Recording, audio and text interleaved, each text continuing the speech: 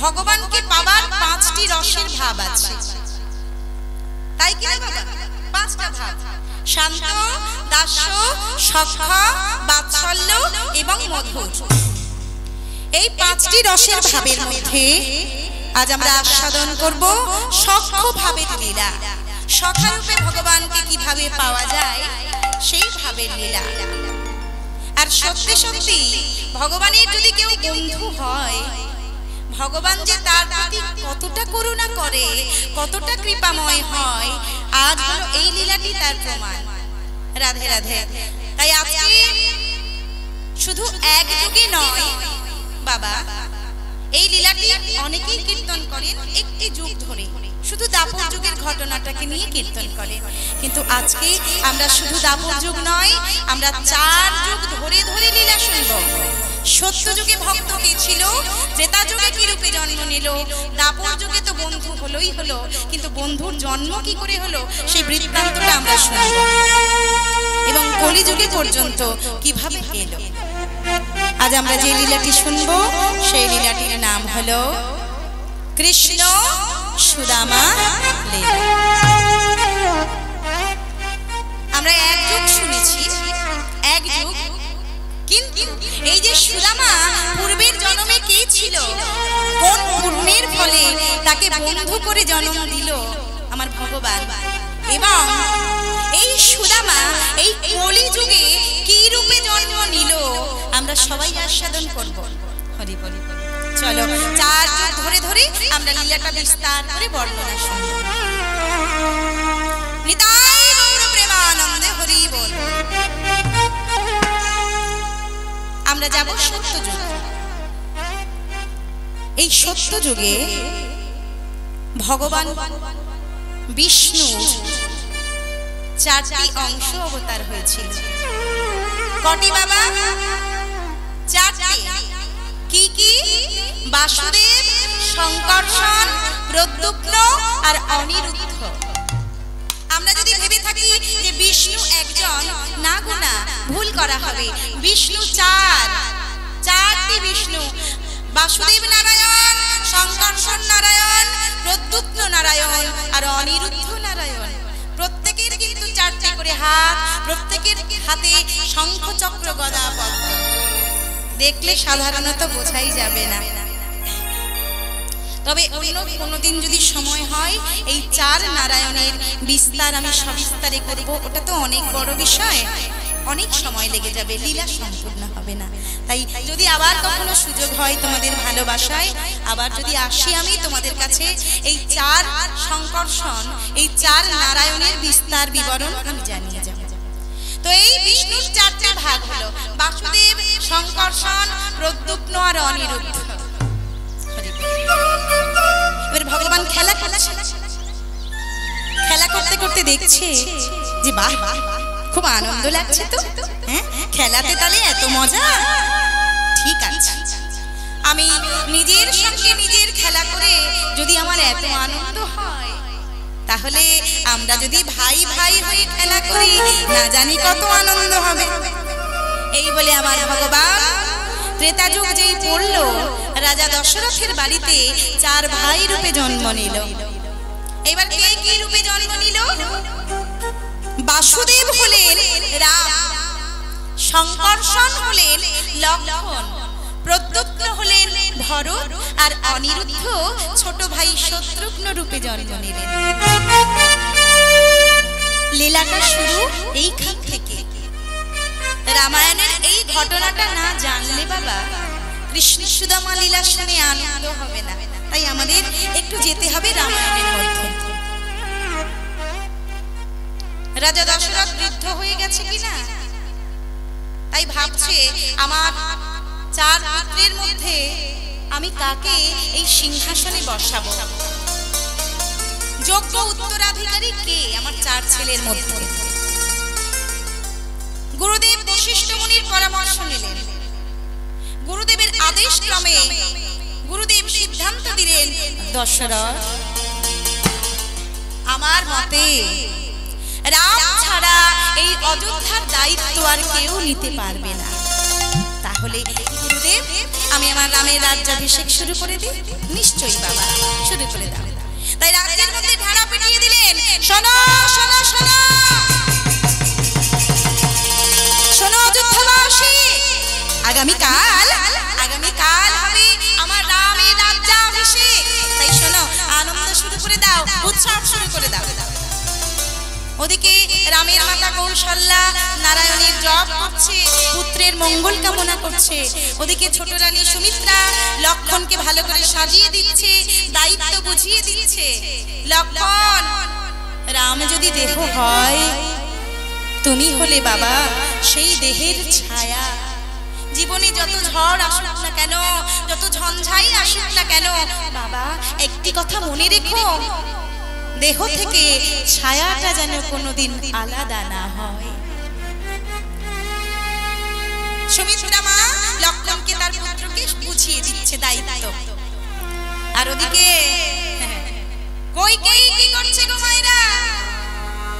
এই দেখো, কইকেয়ীর নামটা শুনতেই মুখগুলো অন্যরকম হয়ে গেছে। তোমরা ভাবছো কইকেয়ী খুব খারাপ না? না গো, এই কইকেয়ী প্রথমত খারাপ না ছিল না, তাকে খারাপ তৈরি করা হয়েছে। মনে করো তোমাদের গ্রামে যদি কোনো নতুন বউ বিয়ে করে আসে, সে কি প্রথম খারাপ হয়ে যায়? কি মা, খারাপ হয়? ওই আশেপাশের কিছু খারাপ লোকজনের কুপরামর্শ কানে নিতে নিতে ওই ভালো মেয়েটার মনটা বিষাক্ত। আজকে রামের ওই সব মা কইকেয়ী রাম রাজা হবে শুনে আনন্দে কি করবে বুঝতে পারছে না। দাস দাসীদেরকে ডেকে হিরে সোনা দানা মণি মুক্ত গয়নাগাটি সব বিলিয়ে দিচ্ছে আর বলছে, ওরে আমার কিচ্ছু চাই না, তোরা সব নিয়ে যা, যা আছে সব নিয়ে যা, তোরা আমার রামকে একটু আশীর্বাদ কর, আমার রাম যেন ভালো থাকে, আমার রাম যেন সুখী হয়। ও মায়েরা, ওই কইকেয়ীর একটা প্রিয় দাসী ছিল, বাপের বাড়ির দাসী, ছোটবেলাকার দাসী, নাম ছিল তার মন্থরা। তার পিঠে আবার এত বড় কুঁচ, সে সোজা হয়ে দাঁড়াতে পারে না, কুঁজো হয়ে সোজা হতে পারে না। তা সেই মন্থরার জন্য ওই কইকেয়ী একটা রত্নমালা আলাদা করে তুলে রেখেছে। মালাটা যে সে মালা নয়, কইকেয়ীর বাবা ছোটবেলায় তাকে উপহার দিয়েছিল।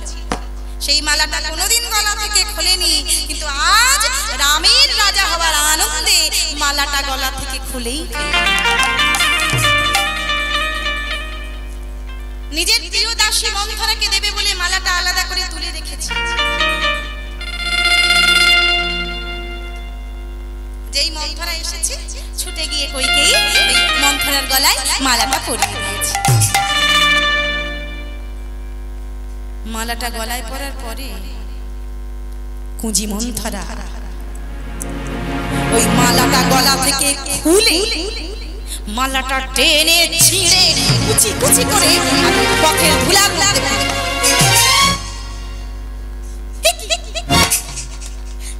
ও মন্থরা, এটা তুই কি করলি রে? এটা তুই কি করলি? ওরে আমার বাবার এমন প্রিয় মালাটা তুই ভালোবেসে আমি তোর গলায় পরিয়ে দিলাম, আর তুই ছুঁড়ে পথের মধ্যে ফেলে দিলি কেন রে? কেন? সেই ছোটবেলা থেকে আমি লক্ষ্য করছি, আমার রামের ভালো যদি কিছু হয় তুই সহ্য করতে পারিস না। হ্যাঁ, তোর গা প্রদাহ হয়, তোর গা জ্বালা করে। কেন কেন শুনি? আমার রাম তোর কি ক্ষতি করেছে? চুপ করে আছিস কেন? উত্তর দে। তোকে এত কথা বলা আমার উচিত নয়, কারণ ভুলটা আমার হয়েছে, ভুলটা আমার। এই মালাটা তোর গলায় দেবার আগে আমার 10 বার ভেবে দেখা উচিত ছিল যে বাদরের গলায় কোনোদিন মুক্তের মালা মানায়। কেন ছুঁড়ে ফেললি বল? উত্তর দে, আজকে তোকে বলতেই হবে। তখন মন্থরা পেঁচিয়ে পেঁচিয়ে উত্তর দিচ্ছে, শোনো বাপু কইকেয়ী, দরদ দেখলে করে বাঁচি না। কে গো? ওই রাম? হ্যাঁ, ওই রাম রাম করে তুমি একটা পাগল হচ্ছ? ওই রাম কি তোমার পেটের ছেলে? সর্বনাশ,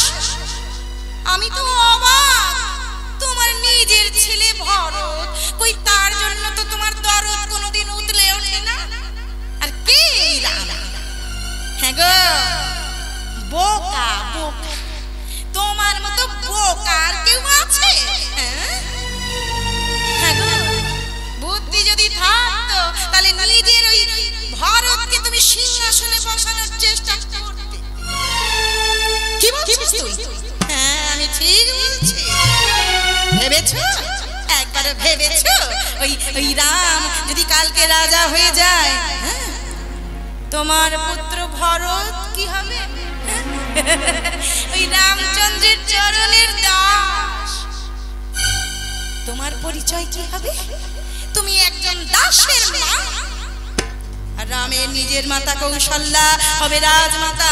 তখন ওই রাজমাতা যদি তোমাকে এসে বলে, কি রে কইকেয়ী, আমার ছেলেটা রাজা রে, আমি রাজমাতা, কই আয় তো কইকেয়ী, আমার পায়ে একটু তেল মাখিয়ে দিয়ে। কি গো, তখন ভালো লাগবে তো সতীনের পায়ে তেল মাখাতে?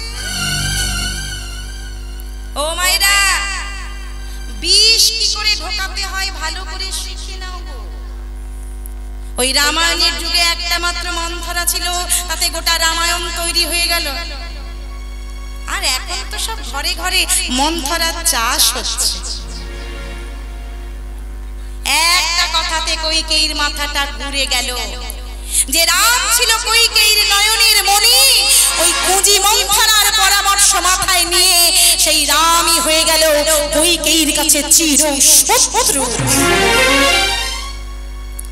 ওই কুঁজির কাছে পরামর্শ নিয়ে ছুটে চলে গেল ঘরের ভিতরে। অভিনয় শুরু হয়ে গেল। দরজাটা বন্ধ করে দিয়ে ঘরের মধ্যে কান্নার অভিনয় করছে, কান্না।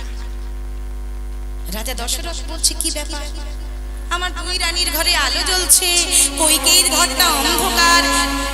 কইকেয়ী, ও কইকেয়ী, কইকেয়ী গো, কি গো এরকম দরজা বন্ধ করে বসে আছো অন্ধকার? এই গয়না কাটি এরকম পথের মধ্যে ছড়ানো ছিটানো কেন? ও কইকেয়ী, কালকে আমার রাম রাজা হবে। হ্যাঁ গো, তোমার রাম, আমার নয়, তোমার রাম রাজা হবে। হ্যাঁ গো কইকেয়ী, তুমি খুশি হওনি? বলো না গো খুশি। তখন কইকেয়ী ধীরে ধীরে বলছে, স্বামী, স্বামী, আমার খুশির খবর তুমি দিতে এসেছো না? হ্যাঁ, তুমি চাও? কি গো, তুমি চাও আমি খুশি থাকি? ও মা, এ আমার কি কথা? আমি চাইবো না তুমি খুশি হও? নিশ্চয়ই চাই। তাহলে আমি যা বলবো তুমি তাই করতে পারবে? নিশ্চয়ই পারবো। কালকে আমার রাম রাজা হবে, তাই আজকে তুমি খুশিতে যা চাইবে আমি তোমায় তাই দেবো গো। বলো চাই? না না না না, এভাবে তো চাইবো না। আগে তুমি ত্রিসত্য অঙ্গীকার করো আমার কাছে, ধর্মের নামে সত্য করে বলো, আমি তোমার কাছে যা চাইবো তুমি আমায় তাই দেবে। বেশ, ঠিক আছে, তাতে যদি তুমি খুশি হও, আমি ত্রিসত্য অঙ্গীকার করলাম, আমি ধর্মের নামে কথা দিলাম, তুমি আমার কাছে যা চাইবে আমি তোমাকে তাই দেব। বলো তুমি কি চাও? স্বামী, তোমার মনে আছে যেদিন যেদিন তুমি দুইবার মৃত্যুর মুখে চলে গিয়েছিলে? মনে করে দেখো সেদিন সেদিন তোমার এই তিন রানীর মধ্যে কে কে এসেছিল? এই কইকেয়ী। হ্যাঁ, এই কইকেয়ী তোমাকে সেবা করে, তোমাকে যত্ন করে, শুশ্রূষা করে তোমার প্রাণ ফিরিয়ে দিয়েছিল। সেদিন তুমি খুশি হয়ে আমাকে দুটো বর দিতে চেয়েছিলে গো, কিন্তু আমি সেদিন বর দুটি নিইনি। আমি বলেছিলাম, স্বামী এখন আমার সময় নেই, যেদিন আমার সময় হবে আমি তোমার কাছ থেকে চেয়ে। আজ আমার সেই সময় এসেছে স্বামী। হ্যাঁ, সেদিনের সেই প্রাপ্য দুটি বর তুমি আমাকে দাও। বলো তোমার কি চাই? স্বামী, আমার প্রথম শর্ত, প্রথম বর, আগামীকাল, হ্যাঁ হ্যাঁ হ্যাঁ, আগামীকাল রাজ্যাভিষেক হবে হবে হবে, কিন্তু ওই রামের নয়, আমার পুত্র ভরতের।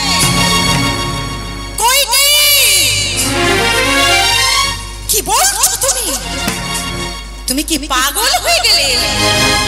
না না না না না, কথা দিয়েছো যা চাইবো তাই দিতে হবে। হ্যাঁ, আমার প্রথম বরে ভরতের সিংহাসন, আর দ্বিতীয় প্রিয় বরে, তোমার ওই প্রিয় পুত্র রাম, আমার ভরতের চিরশত্রু এই রামকে আজ রাতের অন্ধকারের মধ্যে এই প্রাসাদ ছেড়ে, এই রাজ্য ছেড়ে 14 বৎসরের জন্য বনবাসে চলে যেতে হবে। না,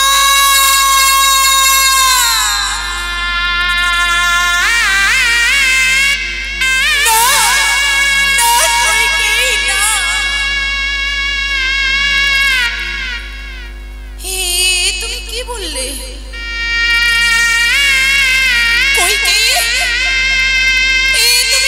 কি বললে তুমি? তুমি কথাটা ভেবে বললে নাকি বলার দরকার বলে দিলে? কইকেয়ী, এ আমি কোন কইকেয়ীকে দেখছি? একে তো আমি কোনোদিন দেখিনি, কোনোদিন আমি চিনতে পারিনি।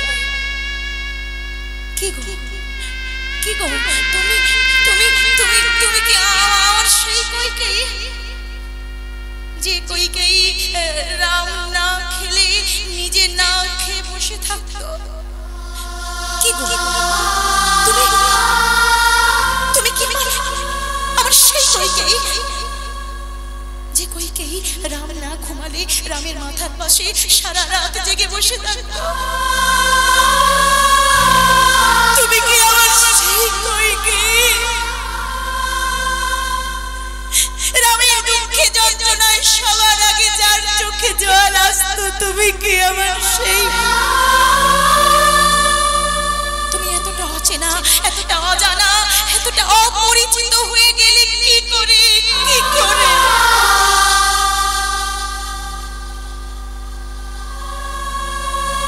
কইকেয়ী,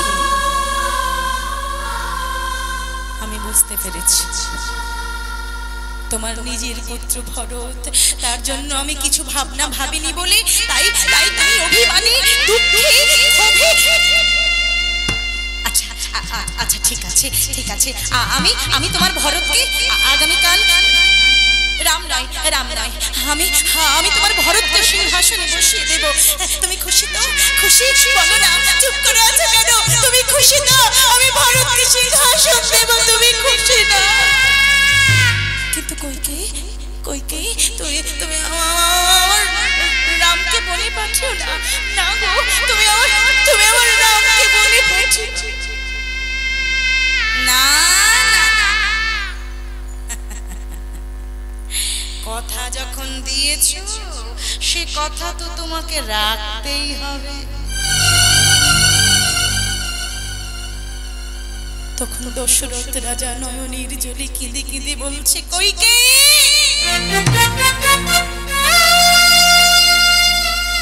তুমি কি ভাবলে আমি আমার রামকে এমনি রাজা করতে চেয়েছি?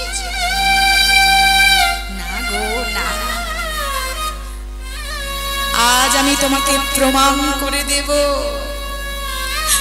যে আমি আমার রামকে রাজা করতে চেয়ে কোনো ভুল করিনি, কোনো ভুল করিনি, কোনো ভুল করিনি। ডাক দিলেন, রাম,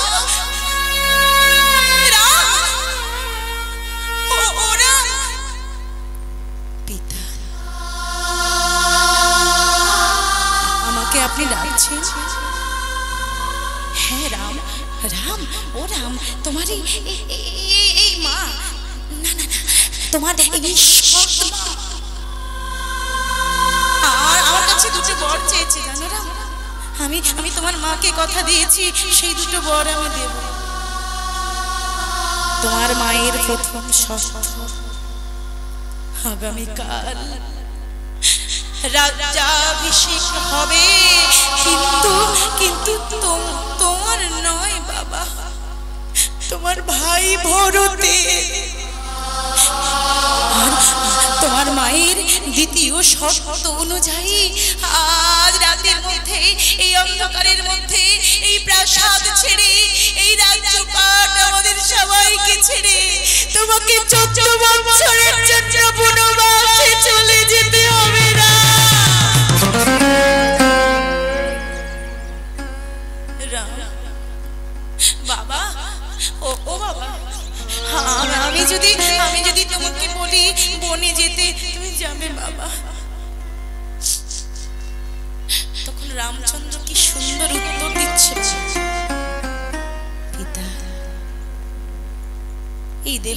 জন্ম কার জন্য হয়েছে? আপনার জন্য না? তাহলে এই দেহের উপরে সবথেকে বেশি অধিকার আপনার। তাই আপনি যদি বলেন এই দেহটা সিংহাসনে বসবে, এই দেহটা সিংহাসনে বসবে। আর আপনি যদি বলেন এই দেহটা বনবাসে যাবে, এই দেহটা বনবাসে যাবে। পিতা, পিতা, আমার তো চারিদিক থেকে মঙ্গল হয়ে গেল পিতা। হ্যাঁ, ছোট ভাইকে রাজ্য প্রদান, মায়ের ইচ্ছে পূরণ, পিতৃ সত্য পালন, আর বনে গিয়ে ঋষি মুনিদের চরণ আমি যাব পিতা। ও মায়েরা, সীতা দেবী কোথায় ছিল? স্বামীর চরণটা জড়িয়ে ধরে কাঁদতে শুরু করেছে। কে আছে আমার বলো, জীবনে মরণে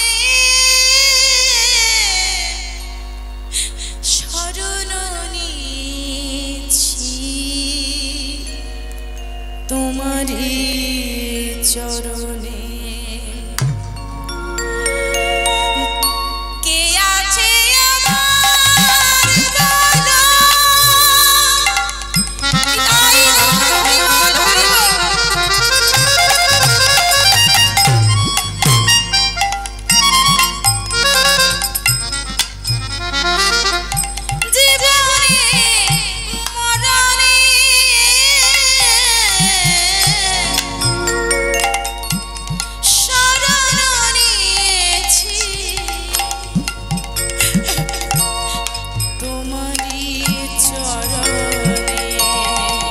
আছে আমার বলো,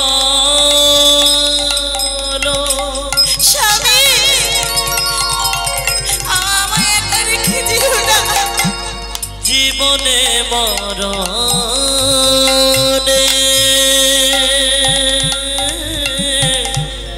আমায় নিয়ে চলো না। শরণ নিয়েছি তোমারি চরণে।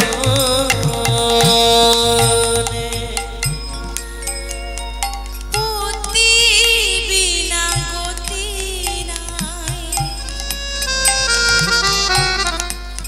এ ভব মাঝারে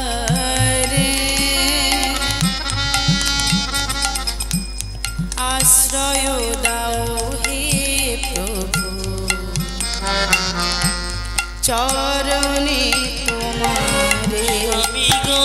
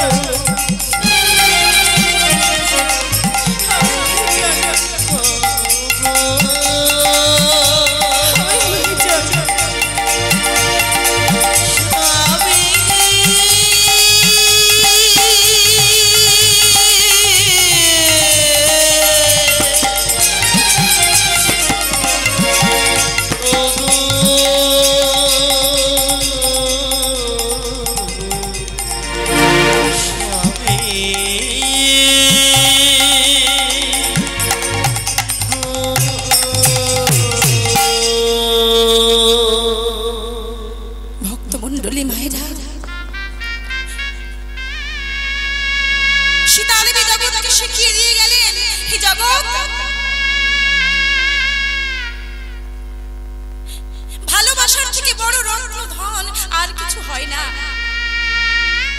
এত ঐশ্বর্য, এত প্রাচুর্য, এত ধন সম্পদ, এত প্রতিপত্তির মধ্যে থেকেও মানুষ সুখী হতে পারে না।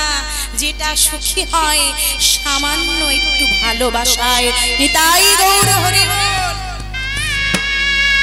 ওই জন্য তো বলল গো, ভালোবাসায় বাস করে মোর কৃষ্ণ ধাম, তারে ধরতে গেলে করতে হবে ভালোবাসার আয়োজন।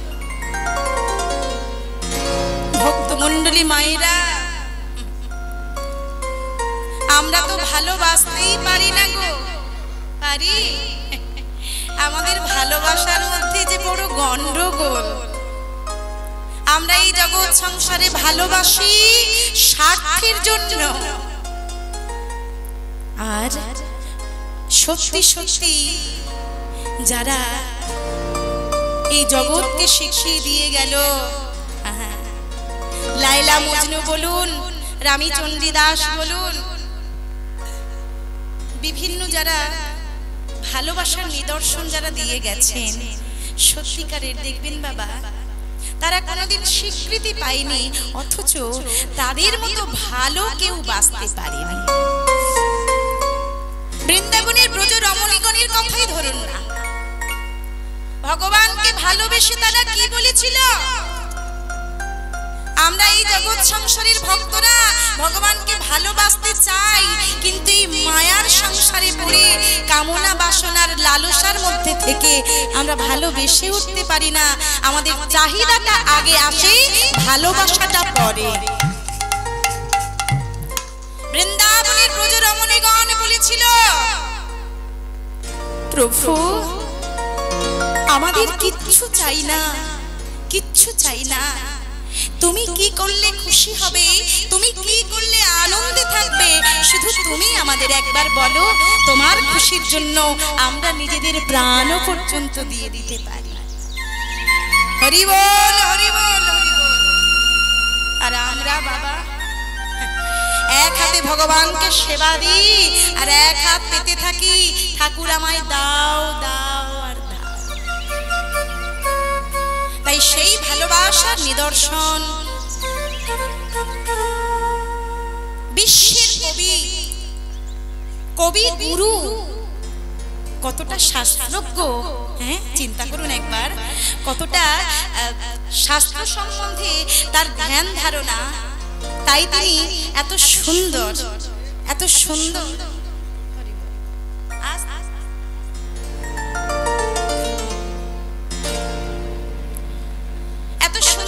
অপূর্ব সুন্দর করে তিনি সঙ্গীত রচনা করলেন। তার কথা দিয়ে তিনি জগৎকে চেতনা দিলেন। কি বললেন? তিনি বললেন ওই বৃন্দাবনের ব্রজ রমণীর ভাব নিয়ে তিনি বললেন, কি বললেন? ওগো সখী ভাবনা কাহারে বলে, সখী যাতনা কাহারে বলে, তোমরা যে বলো দিবস রজনী ভালোবাসা ভালোবাসা, সখী ভালোবাসা কারে কয়, সে কি কেবলি যাতনা, সে কি কেবলি চোখের জল, সে কি কেবলি দুঃখের শ্বাস, লোকে তবে করে কি সুখের তরে এমন দুঃখের, সখী ভাবনা কাহারে বলে, সখী যাতনা কাহারে বলে, তোমরা যে বলো দিবস রজনী ভালোবাসা ভালোবাসা, সখী ভালোবাসা কারে কয়, সে কেবলি যাতনা, সে কেবলি যাতনা, সে কি এই যাতনা। ভালোবাসায় বাস করি মোর কৃষ্ণ ধন, তারে ধরতে গেলে করতে হবে ভালোবাসার আয়োজন। এই যে মায়েরা, মারামারি কাটাকাটি হাঙ্গামা দাঙ্গা করে যে কাজটা উদ্ধার না হয়, অনায়াসে ভালোবাসলেই সেই কাজটা কিন্তু উতরে যায়, যায় না বাবা? কি বলুন মায়েরা, যায় না? হ্যাঁ, দেখবেন যে মেয়েটা যে ছেলেটা খুব অবাধ্য, বকে ঝোঁকে যাকে হচ্ছে না, একটু গায়ে মাথায় হাত বুলিয়ে বাবা মা করে একটু যত্ন করে আদর করবেন, দেখবেন অনায়াসে সে কাজগুলো করে দেবে, দেবে না? ঠিক ঠিক। তাই ভালোবাসায় বাস করে মোর কৃষ্ণ ধন, তারে ধরতে গেলে করতে হবে ভালোবাসার আয়োজন। তাই সীতা দেবী জগৎকে চেতনা দিলেন, হে জগৎ, আমাকে দেখে তোমরা শেখো, ভালো যদি কাউকে বাসা যায় তার সঙ্গে গাছতলায় গিয়েও ঘর বাঁধা যায়। লক্ষণ দাদার চরণটা ছাড়লো না। দাদা, তুমি কি মনে করেছ তুমি যাবে মনে আর আমি থাকবো এই ভুতুড়ে রাজবাড়িতে? এটি হচ্ছে না, তোমার সঙ্গে আমিও যাব, চলো দাদা। তাই রাম লক্ষণ সীতা তিনজনে চলে গেলেন গভীর অরণ্যের মধ্যে। হ্যাঁ বাবা, আর ওই অরণ্যের মাঝে গিয়ে পর্ণকুটির নির্মাণ করে সেখানে বসবাস করতে লাগলেন শ্রীরামচন্দ্র। আর এদিকে পুত্রের বনবাস সহ্য করতে না পেরে আমার দশরথ রাজা মৃত্যুবরণ করলেন। দশরথ রাজা পিতা মারা গেছে শুনে ওই ভরত আর শত্রুঘ্ন ছিল মামা বাড়িতে, ছুটে এসেছে, ছুটে এসে বলছে, কে কে করলো, কে করলো এমন জঘন্যতম অপরাধ? দাঁড়ালো মায়ের সামনে। মা, তুমি করেছো? কি হলো, চুপ করে আছো কেন? উত্তর দাও, তুমি করেছো এমন ঘৃণ্য অপরাধ? তুমি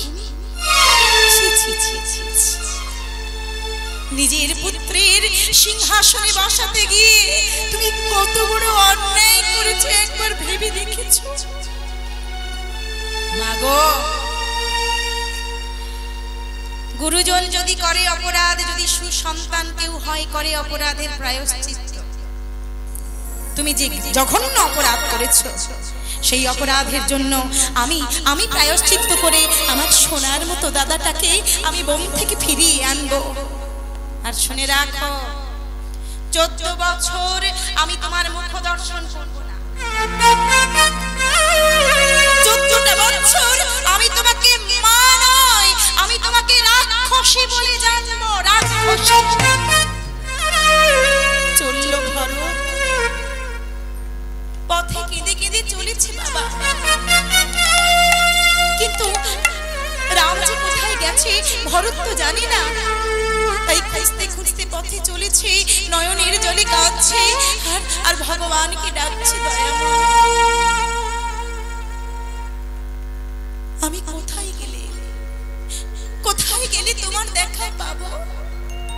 বলে দাও দাদা, বলে দাও আমি কোথায় গেলে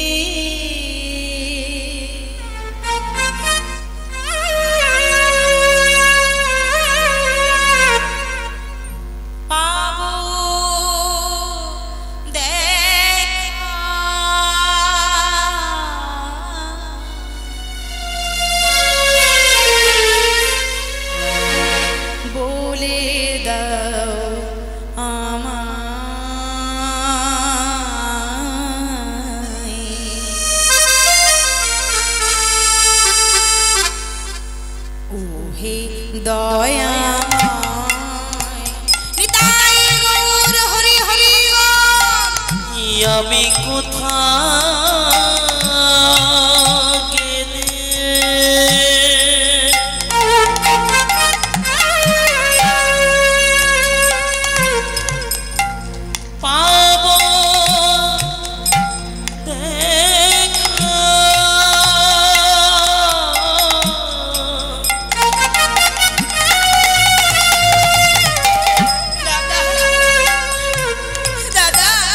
বলে দাও আমার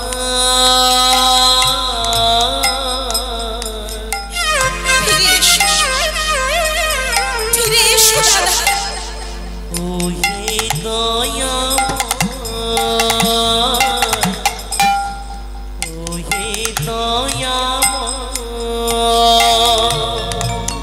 আমি কোথায় গেলে দাদা, ও দাদা, পাবো দেখা।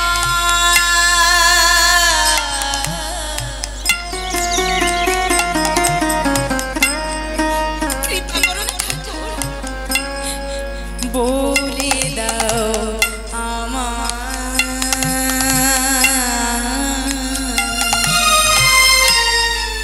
ওহে দয়াময়। আমি কোথায় গেলে দয়াময়, আমি শুনেছি কেউ যদি তোমায়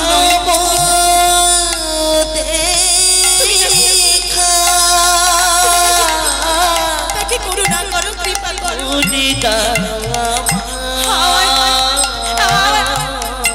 আমার দাদাটাকে আমার কাছে ফিরিয়ে দাও না। আমার দাদা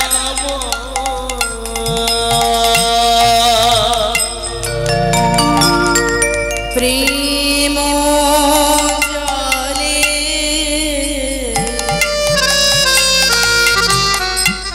হ্যাঁ গো দয়াময়, তোমায় ডাকলে নাকি ঠাকুর তোমার কৃপা হয়।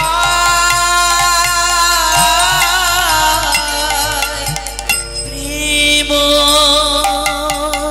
জলে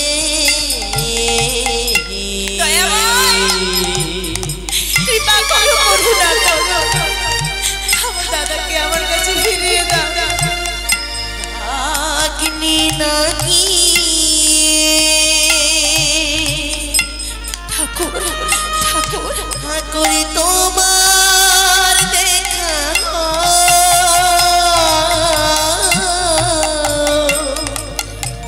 প্রেম জলে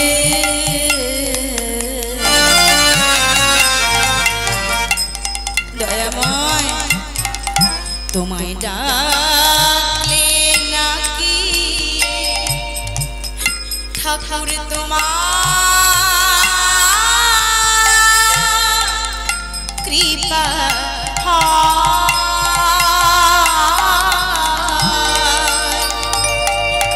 প্রেম নিতাই গৌর প্রেমানন্দে হরি হরি বল। চোখের জল ছাড়া ভগবানের কৃপা পাওয়া যায় না। অগ্নি নাকি ঠাকুর তোমার দেখা আমি কোথায় গেলে পাবো দেখা,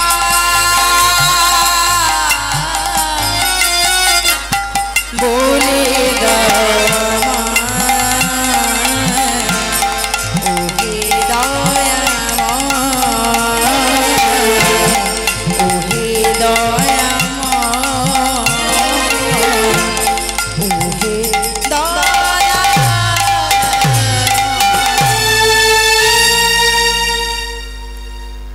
ও মায়েরা, খুঁজতে খুঁজতে এসে দাঁড়িয়েছি ভরত শ্রী রামচন্দ্রের চরণের কাছে। দাদা, ও দাদা, দাদা, হ্যাঁ আমি তোমাকে নিয়ে যেতে এসেছি। ও দাদা, তুমি যাবে না আমার সঙ্গে? চলো চলো চলো, ফিরে চলো, আর বিমান করে থেকো না। দেখো তোমার ভাই, তোমার ছোট ভাই নিজে নিতে এসেছে। যাবে না দাদা? চলো না, চলো না। ভরত, তোর মতো ভাই আছে এটা ভাবতে আমার গর্বে বুকটা ভরে উঠছে রে। হ্যাঁ ভরত, তোর জায়গায় যদি অন্য কেউ থাকতো তাহলে আমার সম্পত্তি পাবার লোভে তারা পাগল হয়ে যেত। আর তুই কি করলি বল? সম্পত্তি হাতে পেয়েও তা আবার আমায় ফিরিয়ে দিতে এসেছিস। ধন্য ভাই, ধন্য তুই। কিন্তু ভাই, তুই তুই বললেও তো আমি যেতে পারবো না। কেন কেন দাদা? ও দাদা, আমি নিজে নিতে এসেছি, তুমি যাবে না? আমি দুটি পায়ে পড়ি, দয়া করে ফিরে চলো। না রে ভরত, পায়ে ধরলেও আমি যেতে পারবো না, কারণ আগে আমার কাছে আমার পিতৃ বাক্য। দেখুন ভক্তমণ্ডলী মায়েরা, লীলা আমরা কেন শুনবো? এই যে ভগবান যে লীলাগুলো করে গেছেন জগতের তরে, কিসের জন্য? এই জগৎ জীবকে শিক্ষা দেওয়ার জন্য। কথা আগে, বাক্য আগে। ভক্তমণ্ডলী মায়েরা, মুখের থেকে যদি একটা বাক্য কখনো বেরিয়ে যায় না, জানবেন সেই বাক্য তীরের থেকে আরো গতি তার। আচ্ছা বলুন তো, বন্দুকের গুলি কি কখনো আটকানো যায়? কি বন্দুক থেকে যদি গুলি একবার বেরিয়ে যায় তাকে ধরে রাখা যায়? ফেরত আনা যায় না। ধনুকের থেকে তীরটা যদি একবার ছুটে যায়, কি বাবা, তাকে ধরা যায়? যায় না। ঠিক তেমন এই বাক্য, মুখের কথা এমন কথা, মুখের কথা তীরের থেকেও আরো গতি তার। ভক্তমণ্ডলী মায়েরা, একটা মানুষের কথা বলতে সময় লাগে, কথা শিখতে সময় লাগে মাত্র 2 বছর। একটা শিশুর কথা শিখতে সময় লাগে মাত্র 2 বছর। কিন্তু কোথায় কি বলতে হবে, কোন জায়গায় কি ভাষা প্রয়োগ করতে হবে, কাকে কখন কি বলতে হবে, কেন বলতে হবে, এটা শিখতে মানুষের সারা জনম কেটে যায়নি। তাই বাক্য যদি কেউ ব্যবহার করেন, সাবধান। এই বাক্যের দ্বারা মানুষের জীবন বাঁচে, আবার আপনার মুখের একটা বাক্যের জন্য মানুষের প্রাণও চলে যেতে পারে। কি মা যায় না? আমি রাগের মাথায় এমন একটা কথা বলে দিলাম, এখন তো হামেশাই হচ্ছে। রাগের মাথায় বাবা মা এমন কিছু বলে দিল, সন্তান ছুটে গিয়ে হয় বিষ খাচ্ছে, নয় গলায় দড়ি দিচ্ছে। তাহলে মুখের কথা কেন? মুখের কথাতেই মানুষের জীবন বাঁচে, আবার মুখের কথাতেই মানুষের মরণ ঘটে। তাই ভাইকে শিক্ষা দিলেন, শুধু ভাইকে নয়, এই জগতের তরে শ্রীরামচন্দ্র শিখিয়ে দিলেন, ভরত, আমার কাছে আগে আমার পিতৃ বাক্য, আমি কথা দিয়েছি, পিতার সত্য পালনের জন্য 14 বছর আমায় বনবাসে কাটাতে হবে। তারপর 14 বছর পর আমি ফিরে যাব। ভাই, তুই ফিরে যা, আমি কথা দিলাম 14 বছরের একটা দিনও বেশি দেরি হবে না। তাই ভরত শ্রীরামচন্দ্রের খড়ম দুটি মাথায় নিয়ে চললেন। খড়ম মাথায় নিয়ে ভরত রাজ্যে ফিরে যায়।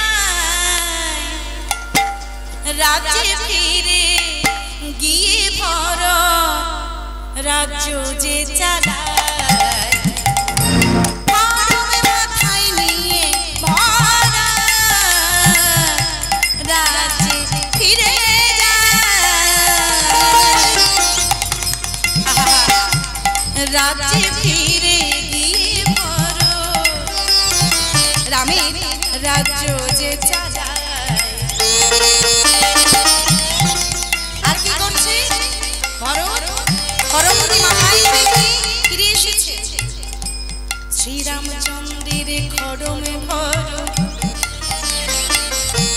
রাখে সিংহাসন পরে। কি শিক্ষা! শ্রীরামচন্দ্রের খড়মে ভরত রাখে সিংহাসন পরে। রাজ্য চালায় ভরত আমার, কাঁদে নয়ন জলে শ্রীরাম শ্রীরাম শ্রীরাম শ্রীরাম। সবাই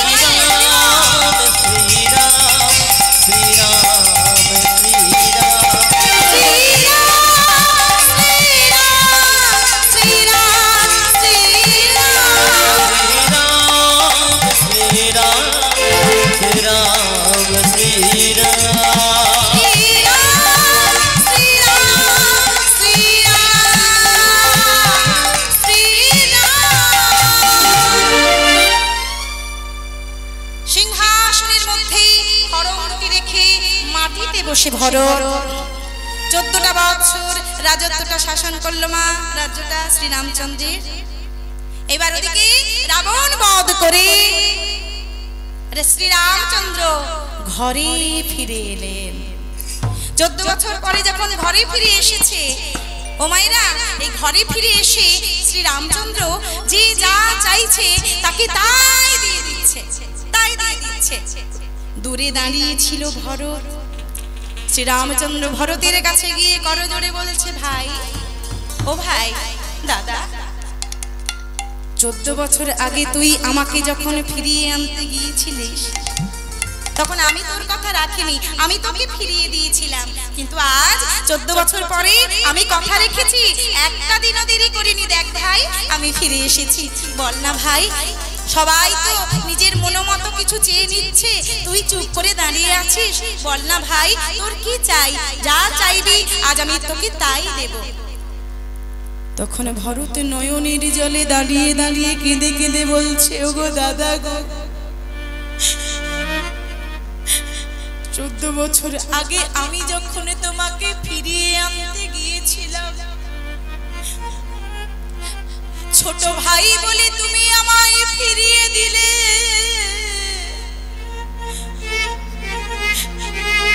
আর এই 14 বছরে কত নতুন নতুন বন্ধু করলে। কোথায় রাক্ষসের ভাই বিভীষণ নাকি তোমার বন্ধু, কোথায় চণ্ডালের রাজা গুহক নাকি তোমার বন্ধু, কোথায় বানরের রাজা সুগ্রীব নাকি তোমার বন্ধু। বন্ধু বলে তুমি তাদের মান রাখলে, আর আমি ছোট ভাই বলে আমায় আদেশ দিয়ে ঘরে পাঠিয়ে দিলে। তাই দাদা, আজকে সত্যি সত্যি কত অভিমান থেকে কথাগুলো বলছে বাবা, বলুন। জগতে কে না চায় যে ভগবানের ভাই হতে? কি গো, কে না চায়? সুযোগ পেলে যে কেউ চাইবে আমি ভগবানের ভাই হব, কিন্তু না। আজ ভরত অভিমানের জলে কেঁদে কেঁদে বলছে, দাদা গো, আমার আবার যদি কোনোদিন জন্ম হয়,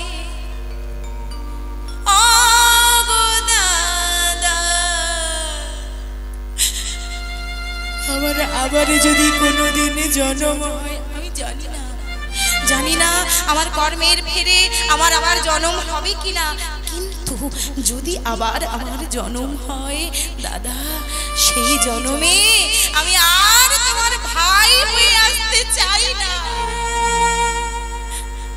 যদি আমি জন্ম পাই, তাহলে সেই জন্মে তুমি আমায় বন্ধু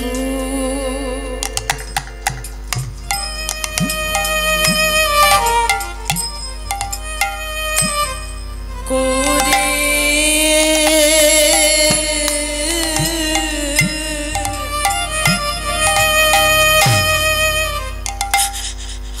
আমায়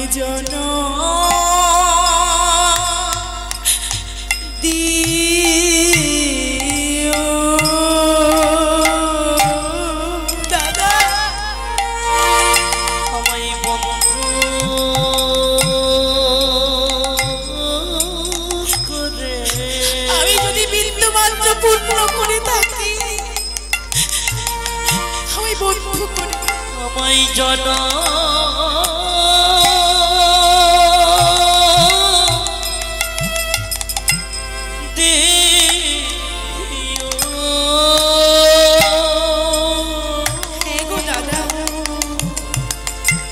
তুমি আমায় বন্ধু বন্ধু করে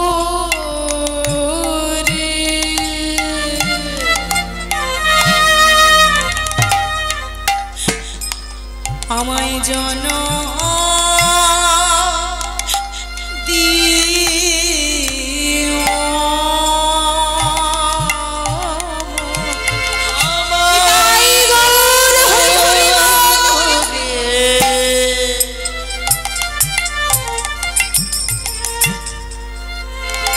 আমায় জনম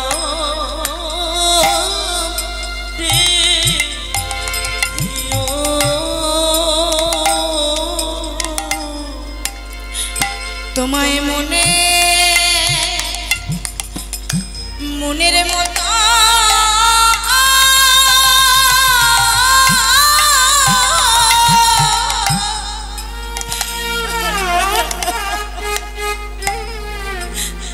মনের মতো আমি সেবা করব আমায় বন্ধু করে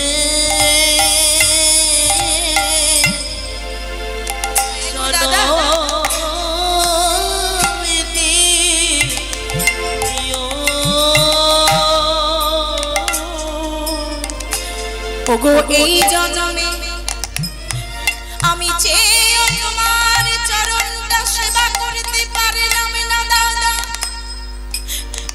তাই যদি তুমি আমায় বন্ধু করে জনম দাও তাহলে আমি কি করব দাদা? আমি মনে মতো সেবা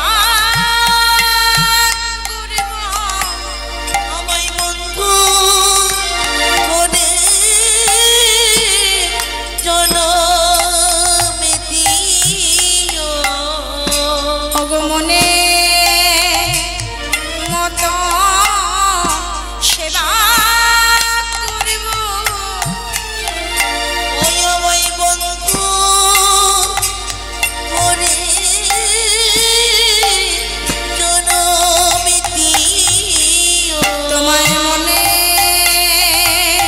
মতো সেবা করব ওই আমায় বন্ধু করে জনম দিও তোমার কাঁধে চড়ব কাঁধে করব ওই আমায় বন্ধু করে জনম দিও তোমার কাঁধে চড়ব আর কাঁধে করব ওই আমায় বন্ধু করে জনম দিও ওগো এ জন্মে নয় প্রতি জন্মে জন্মে ওই আমায় বন্ধু করে জনম দিও তোমার চরণ যুগল আমার বুকে ধরিব বন্ধু করে জনম দিও চরণ যুগল বুকে ধরিব বন্ধু করে জনম দিও তোমার কাঁধে চড়ব কাঁধে করব আমায় বন্ধু করে জনম দিও তোমার মনের মতো সেবা আমায় বন্ধু করে জনম দিও তোমার কাঁধে চড়ব কাঁধে করব বন্ধু করে জনম দিও তোমার মনের মতো সেবা আমায় বন্ধু করে জনম তোমায় মনের মতো সেবা করব আমায় বন্ধু করে জনম দিও তোমার কাঁধে চড়ব কাঁধে বন্ধু করে জনম দিও তোমার চরণ যুগল সেবা করিব বন্ধু করে জনম দিও আমায় বন্ধু করে ওগো জন